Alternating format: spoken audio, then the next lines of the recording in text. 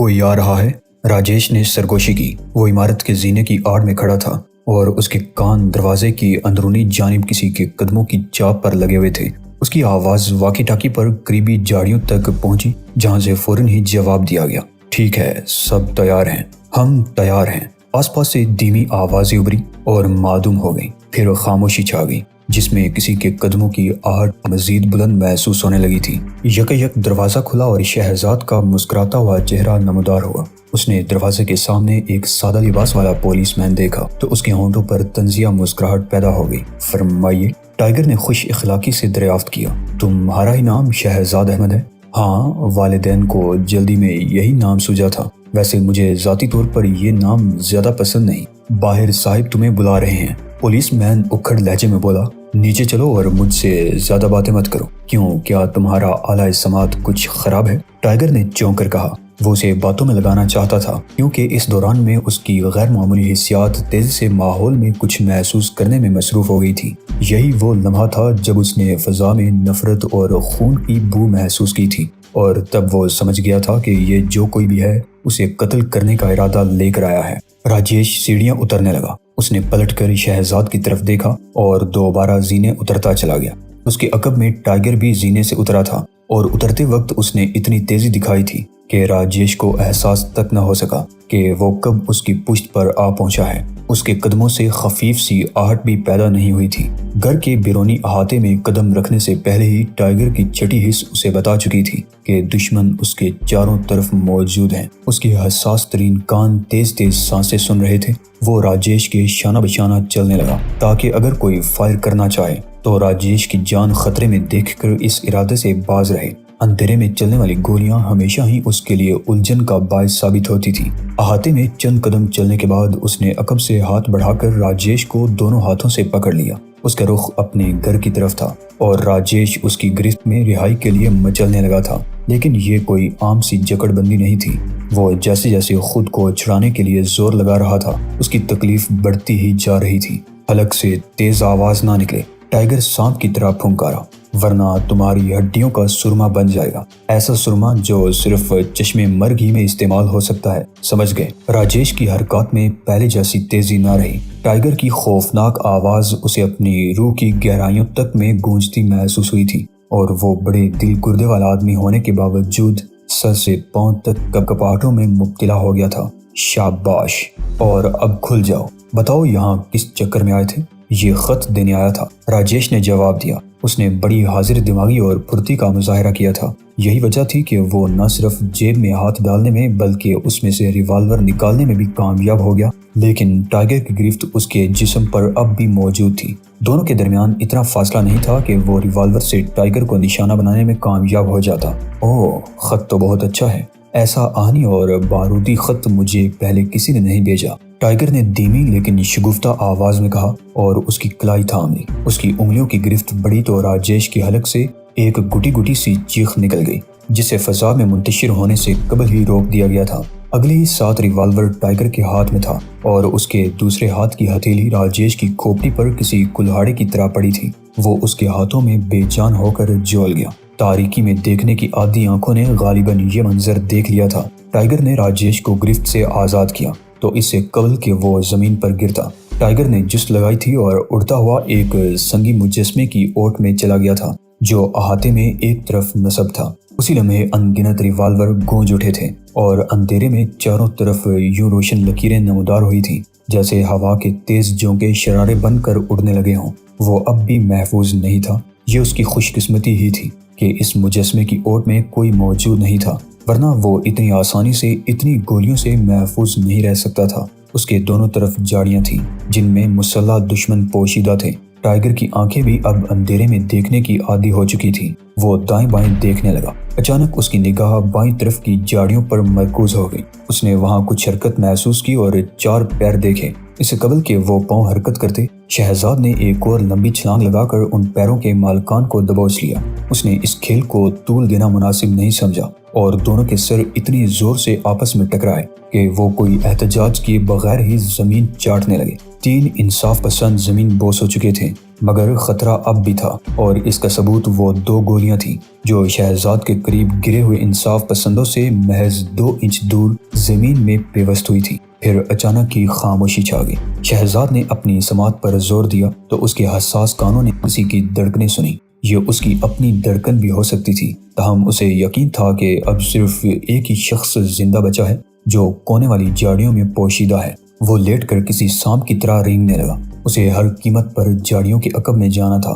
اس نے وہاں پہنچنے کے لیے طویل راستہ اختیار کیا اور پھولوں کے پودے کچلتا ہوا وہاں پہنچ گیا۔ ایک شخص ہاتھ میں ریوالور لیے اسی جانب دیکھ رہا تھا جہاں شہزاد چند منٹ قبل موجود تھا۔ ٹائیگر جھپٹا اور اس کے ہاتھ سے ریوالور چھین لیا۔ حملہ ور نے تڑپ کر اس کی طرف دیکھا تو شہزاد مسکرانے لگا۔ اس کے سامنے انسپیکٹر داس موجود تھا۔ اسی لمحے اسے کسی کی آخری ہچکی سنائی دی۔ احاطے میں گرنے والا راجیش دم توڑ چکا تھا، باقی 2 پہلے ہی کھوپڑیاں ٹوٹ جانے کے باعث ہلاک ہو چکے تھے۔ شہزاد اداس ہو گیا۔ کیا یہ تینوں پولیس فورس سے تعلق رکھتے تھے داس؟ اس نے نرم لہجے میں سوال کیا۔ وہ شان کی نصیحتوں کے مطابق غصہ ضبط کرنے کے لیے کوشاں تھا۔ ہاں، داس نے اس بات میں سر ہلا دیا۔ شہزاد کا جی متلانے لگا کیونکہ قانون کے محافظوں کا قتل اس کے ضمیر کے خلاف تھا۔ وہ جانتا تھا کہ ان تینوں سے یہی کہا گیا ہوگا کہ شہزاد کو قتل کر کے وہ ملک کی بڑی خدمت کریں گے۔ وہ داس کو گورنے لگا۔ اس کے انداز میں سفاکی تھی۔ کیا تم مجھے ختم نہیں کرو گے شہزاد؟ داس نے پوچھا، جو پوری طرح ٹائیگر کے رحم و کرم پر تھا۔ نہیں، ابھی نہیں، لیکن یہ بتاؤ کہ تم میرے پیچھے کیوں پڑ گئے ہو؟ میں تو تمہیں بتہ بھی دے چکا ہوں۔ اس کے علاوہ میں تمہارے راستے میں بھی نہیں آتا۔ مسئلہ لڑکی کا ہے، داس نے بے خوفی سے جواب دیا۔ اوہ، تو تم نے قانون کے 3 محافظوں کو محض اس وجہ سے قربان کر دیا کہ کوئی پدمنی کی تنہائیوں کا شریک ہو گیا ہے؟ ہاں، اور وہ تم ہو۔ تم نے مجھ سے پدمنی کو چھین لیا ہے۔ ویسے بھی تمہارے اور میرے راستے جدا جدا ہیں۔ فرض کرو کہ میں پدمنی کو بھول کر تمہارا رفیق کار بن جاؤں تو کیا یہ دشمنی ختم ہو سکتی ہے؟ ہاں؟ داس چونک کر اس کی طرف دیکھنے لگا، پھر بڑی احتیاط سے الفاظ منتخب کر کے بولا، میں بھی تمہیں اپنا ساتھی دیکھنا چاہتا ہوں۔ تم ایک باصلاحیت نوجوان ہو۔ تم میرے بارے میں کیا رائے رکھتے ہو؟ میرا خیال ہے کہ تم سٹے باز اور جواری ہو۔ نہیں، شہزاد نے مسکراتے ہوئے کہا۔ وہ فیصلہ کر چکا تھا کہ فی الوقت اسے قتل نہیں کرے گا، کیونکہ اسے یقین ہو چلا تھا کہ داس انصاف پسند تحریک کا کرتا درتا نہیں بلکہ اسے بھی کوئی اور ہدایات دیتا ہے۔ میں بہت صاف اور کھرا آدمی ہوں داس۔ اپنے حریفوں کو راہ سے ہٹانا میرا محبوب ترین مشغلہ ہے اور میرا کاروبار بھی یہی ہے۔ تب پھر تم مجھ سے تعاون کرو۔ مجھے پتا ہے کہ تمہیں بہت کچھ معلوم ہو چکا ہے۔ اگر تم میرے ساتھ شامل ہوگے تو تمہیں دگنی آمدنی ہوگی۔ وہ کس طرح؟ شہزاد نے کوشش کی کہ داس سب کچھ اگل دے۔ کیا تم مجھ سے پولیس چیریٹی کے ٹکٹ فروخت کراؤ گے؟ اس کی فکر مت کرو، ہمیں تم جیسے افراد کی ضرورت ہے اور بس۔ شہزاد نے یہ بات خاص طور سے محسوس کی کہ داس کچھ دیر قبل ناپ تول کر بول رہا تھا، لیکن اب اس کی باتوں میں روانی آ گئی ہے۔ اس کے ذہن میں یقیناً کوئی خاص بات تھی۔ ہمیں سے تمہاری کیا مراد ہے؟ ٹائیگر نے دریافت کیا۔ میں اور میرے ساتھی، داس نے مسکراتے ہوئے جواب دیا۔ تب پھر پہلے اپنے ساتھیوں کے بارے میں بتاؤ۔ اور پھر جھاڑیوں کی سرسراہٹ کے پس منظر میں داس نے اسے انصاف پسند تحریک کے بارے میں سب کچھ بتا ڈالا۔ 40 سپاہیوں پر مشتمل ڈیتھ اسکواڈ پورے ملک میں سرگرم عمل ہے۔ اس اسکواڈ کا کام ان لوگوں سے انصاف کرنا ہے جن سے قانون کسی نہ کسی وجہ سے انصاف نہیں کر سکا۔ ان لوگوں کو کیفر کردار تک پہنچانا اس اسکواڈ کا پہلا فرض ہے جن کے لیے قانون مؤثر ثابت نہیں ہو سکا۔ ہم نے پولیس والوں کی ایک مضبوط انجمن بنائی ہے جس کا نام انصاف پسند تحریک رکھا گیا ہے۔ یہ تنظیم جرائم کے خلاف جنگ کرے گی اور ممکن ہے کہ ایک نہ ایک روز اس تنظیم کو ملک کی سب سے طاقتور تنظیم سمجھ لیا جائے۔ وہ کس طرح؟ شہزاد نے پوچھا۔ اس کا ذہن اس وقت بہت تیزی سے کام کر رہا تھا۔ ایک لمحے کے لیے یہ سوچو کہ انتخابات میں پولنگ سٹیشنوں کی حفاظت کس کے سپرد ہوتی ہے؟ پولیس کے سپرد۔ سیاست دانوں اور سرکاری افسروں کی حفاظت بھی پولیس والے کرتے ہیں۔ حکومت وقت کو سیاسی جوڑ توڑ کی اطلاعات بھی ہم ہی بھیجتے ہیں، لیکن پھر وہ وقت بھی آئے گا جب یہ سب کام ہم کسی اور کے لیے نہیں بلکہ اپنی تنظیم کے لیے کریں گے اور ہر ادارہ ہمارے رحم و کرم پر ہوگا۔ اف! شہزاد نے چونک کر انسپیکٹر داس کی طرف دیکھا جو اب ملتجانہ انداز میں مسکرا رہا تھا۔ اس کے ذہن میں اچانک ہی پولیس اسسٹنٹ کی واضح تصویر کھنچتی چلی گئی۔ اوہ، اسی لیے میں تمہیں تنظیم میں شامل ہونے کی دعوت دے رہا ہوں، داس کہتا رہا۔ اگر تم جلد ہی ہمارے ساتھ شامل نہ ہوئے تو انصاف پسند تم سے بھی بھرپور انصاف کریں گے۔ تم میرے باس ہوگے۔ جہاں تک تمہارا تعلق ہے میں ہی تمہارا چیف ہوں گا۔ داس نے اسے بغور دیکھتے ہوئے کہا۔ دونوں آنکھیں ملی تو شہزاد یہ سوچے بغیر نہ رہ سکا کہ داس کو قتل نہ کر کے اس نے کوئی غلطی نہیں کی۔ وہ یہ بھی سوچ رہا تھا کہ تنظیم کی صفوں میں داخل ہونے سے کامیابی جلد قریب آ جائے گی۔ سب سے اہم کام تنظیم کے اصل سربراہ کی گرفتاری اور ان 40 قاتلوں کو قابو میں کرنا تھا جو لوگوں میں موت تقسیم کرتے پھر رہے تھے۔ ان کی فہرست داس سے ہی مل سکتی تھی اور اس کے لیے ضروری تھا کہ وہ داس کو اعتماد میں لے لے، اسے کوئی شک نہ ہونے دے۔ ٹھیک ہے داس، ٹائیگر نے ایک طویل سانس لے کر جواب دیا۔ میں تمہارا ماتحت بن سکتا ہوں بشرطے کہ تم پدمنی سے دستبردار ہو جاؤ، ذرا حقیقت پسند بنو۔ تم آج تک کبھی پدمنی کو چھو بھی نہیں سکے جبکہ وہ میری ہو چکی ہے، لہٰذا اس پر میرا حق ہے، صرف میرا۔ داس کی آنکھوں میں لمحے بھر کے لیے ایک خوفناک چمک نظر آئی لیکن پھر جلد ہی معدوم ہو گئی۔ وہ جانتا تھا کہ اب پدمنی کبھی اس کی نہیں ہو سکے گی۔ وہ خود بھی کہہ چکی تھی کہ شہزاد پہل کر چکا ہے، لہٰذا کچھ نہیں ہو سکتا۔ داس نے جھک کر اپنا ریوالور اٹھا لیا جو اب زمین پر پڑا ہوا تھا۔ ٹھیک ہے شہزاد، مجھے بھی اب اس عورت سے کوئی دلچسپی نہیں رہی۔ میں اگلا ہوا نوالا یوں بھی پسند نہیں کرتا۔ وہ شہزاد سے مصافحہ کر کے ان جھاڑیوں سے نکل گیا۔ اس کے ذہن میں بار بار خوشی کی لہریں جنم لے رہی تھی۔ اس نے پدمنی کو تو کھو دیا تھا لیکن اس کی تنظیم کے ہاتھ مضبوط ہو گئے تھے، اس لیے اس کا خوش ہونا بھی بجا تھا۔ زخم آئے اور خون بہنے لگے تو مزہ نہیں آتا۔ شہزاد نے ایک پولیس مین کے پیٹ پر ہتھیلی سے ضرب لگاتے ہوئے کہا۔ وہ بیچارہ کسی بے آب مچھلی کی طرح تڑپنے لگا لیکن لمحے بھر میں وہ ٹھیک بھی ہو گیا کیونکہ شہزاد نے اس کے پیٹ پر ایک اور ہلکی سی ضرب لگائی تھی۔ 4 پولیس مین اسے بڑی حیرت سے دیکھ رہے تھے۔ مجھے کیا ہو گیا تھا؟ پولیس مین نے زمین سے اٹھتے ہوئے پوچھا۔ اس کا چہرہ زرد ہو رہا تھا۔ کچھ نہیں، تمہیں کچھ نہیں ہوا تھا، شہزاد نے جواب دیا۔ اب غور سے سنو، داس نے مجھے اچھی طرح پہچان کر تمہارا ٹریننگ آفیسر مقرر کیا ہے، لہٰذا میں جو کچھ بھی کہوں اس پر پوری توجہ دینا۔ اگر کسی دشمن کو زیر کرنا ہے تو اس کی اعصابی خلیوں کا نظام درہم برہم کر دو۔ اگر تم نے اسے چاقو سے گاؤ لگایا تو خون بہے گا اور بات بڑھ جائے گی۔ اچھے لوگوں کو انسانی خون بہانے سے گریز کرنا چاہیے۔ دشمن کو قتل کرنا اور بات ہے اور خون بہانا الگ بات۔ قتل کرنا ہے تو اس طرح کرو کہ پوسٹ مارٹم رپورٹ بھی یہ ظاہر کرے کہ مرحوم حرکت قلب بند ہو جانے سے رخصت ہوا ہے۔ فرض کرو کہ تم کسی کو راستے سے اس طرح ہٹانا چاہتے ہو کہ وہ کبھی واپس نہ آئے۔ اس کا سب سے آسان طریقہ یہ ہے کہ اس شخص پر اپنی انگلیاں رکھ دو، وہ مر جائے گا۔ اوہو، ایک پولیس مین نے بے یقینی سے ہنستے ہوئے کہا۔ یقین نہیں آتا تو اپنا ہاتھ بڑھاؤ، میں تمہیں ابھی راہی ملک عدم کر دیتا ہوں، شہزاد نے ایک قدم آگے بڑھاتے ہوئے کہا اور وہ پولیس مین اپنے ساتھیوں کے پیچھے دبک گیا۔ باقی زور زور سے ہنسنے لگے۔ میں تمہاری شعبدے بازی ناکارہ بنا سکتا ہوں، ایک ہیڈ کانسٹیبل نے آگے بڑھ کر کہا اور شہزاد پر حملہ کر دیا۔ اس نے شہزاد کی ناک پر مارنے کی کوشش کی۔ وہ بہت طاقتور تھا لیکن اسے طاقت کا ثبوت دینے کا موقع نہیں مل سکا۔ شہزاد نے فضا ہی میں اس کا ہاتھ دبوچ لیا۔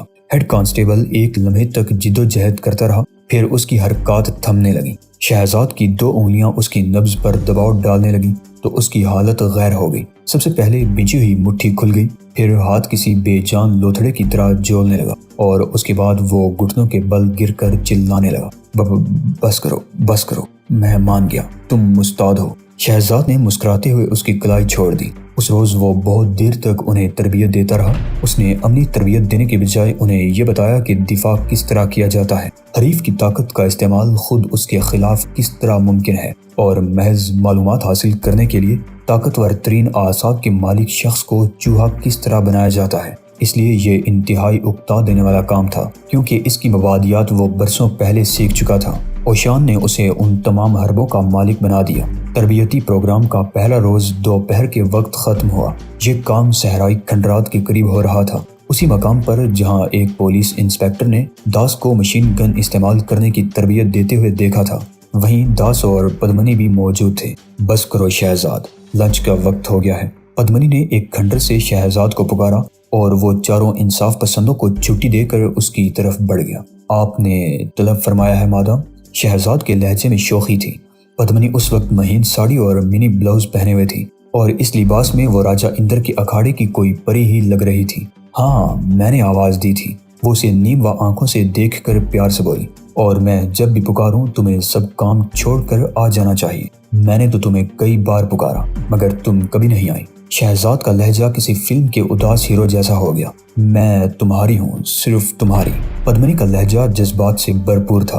میں نے تمہاری آواز نہیں سنی ورنہ سب کچھ چھوڑ چھاڑ کر آ جاتی۔ کیا تمہیں یاد نہیں تم نے اس رات الماری سے آواز دی تو میں کھینچی چلی آئی تھی۔ چلو، داس تم سے کچھ باتیں کرنا چاہتا ہے، پھر میں تم سے باتیں کروں گی۔ اس بار بھی کوئی الماری ہی منتخب کی ہے؟ اس نے مسکرا کر پوچھا۔ ایک ہفتے قبل تک پدمنی الجھنوں کی ماری ہوئی ایک لڑکی تھی، لیکن اب تو اس نے خود ٹائیگر کو بھی الجھن میں ڈال دیا تھا۔ تم مسکرا کیوں رہے ہو؟ وہ تیکھے لہجے میں بولی۔ اس کی وجہ تمہاری سمجھ میں نہیں آئے گی۔ سمجھانے کی کوشش تو کرو۔ ضرور سمجھاؤں گا، لیکن پہلے داس سے تو مل لوں۔ یہ کہتا ہوا وہ اس کھنڈر کی طرف بڑھ گیا جہاں ایک کمرہ صاف ستھرا کر کے اس میں داس کا دفتر بنا دیا گیا تھا اور وہاں ٹیلی فون سمیت ضرورت کی ہر چیز موجود تھی۔ داس فون پر کسی سے گفتگو کر رہا تھا۔ اس نے شہزاد کو دیکھ کر ہاتھ کے اشارے سے کرسی پر بیٹھنے کے لیے کہا، ساتھ ہی ہونٹوں پر انگلی رکھ کر خاموش رہنے کی ہدایت بھی کی۔ شہزاد بیٹھنے کے بجائے دیوار سے ٹیک لگا کر کھڑا ہو گیا۔ جی ہاں، داس بات کرتا رہا، میرا بھی یہی خیال ہے۔ نہیں، میں نے سبھاش چندر کے قتل کا بغور جائزہ لیا تھا۔ میں اس نتیجے پر پہنچا ہوں کہ قاتل پولیس گروپ کے بارے میں اشوک کی تھیوری درست نہیں تھی۔ جی ہاں، درست نہیں جناب۔ کاش میں ایسا کر سکتا۔ میں خود بھی ان کمینوں کو ملیا میٹ کرنے کا آرزو مند ہوں، لیکن اب کیا کیا جائے کہ ان کا کوئی وجود ہی نہیں ہے۔ جی ضرور جناب، اگر ایسی کوئی بات ہوئی تو میں خود ان سے نمٹ لوں گا۔ اشوک تو بہرحال میرا عزیز ترین دوست تھا۔ مزید چند لمحوں کی گفتگو کے بعد داس نے ریسیور رکھتے ہوئے شہزاد کی طرف مسکرا کر دیکھا۔ وزیر قانون تھا۔ اس نے طنزیہ لہجے میں کہا، اسے شک ہے کہ سپر پولیس قسم کا کوئی گروہ لوگوں کو قتل کر رہا ہے اور وہ یہ چاہتا ہے کہ میں ایسے گروپ کا کلا کما کر دوں۔ تم تو جانتے ہی ہو کہ مجھے ایسے کسی گروہ کے وجود کا علم ہی نہیں ہے۔ ظاہر ہے تمہیں کیسے علم ہو سکتا ہے؟ شہزاد نے ہنستے ہوئے کہا۔ ویسے اس وقت اس کا جی تو چاہ رہا تھا کہ داس کو اس کے ایسے تمام اعضاء سے محروم کر دے جو اس کو حرکت کرنے اور سوچنے سمجھنے میں مدد دیتے ہیں۔ تم سناؤ، کام کیسا چل رہا ہے؟ بہت شاندار۔ رقم کب ملے گی؟ کل تمہیں پوری ادائیگی کی جائے گی۔ آؤ میرے ساتھ کھانا کھا لو۔ نہیں شکریہ۔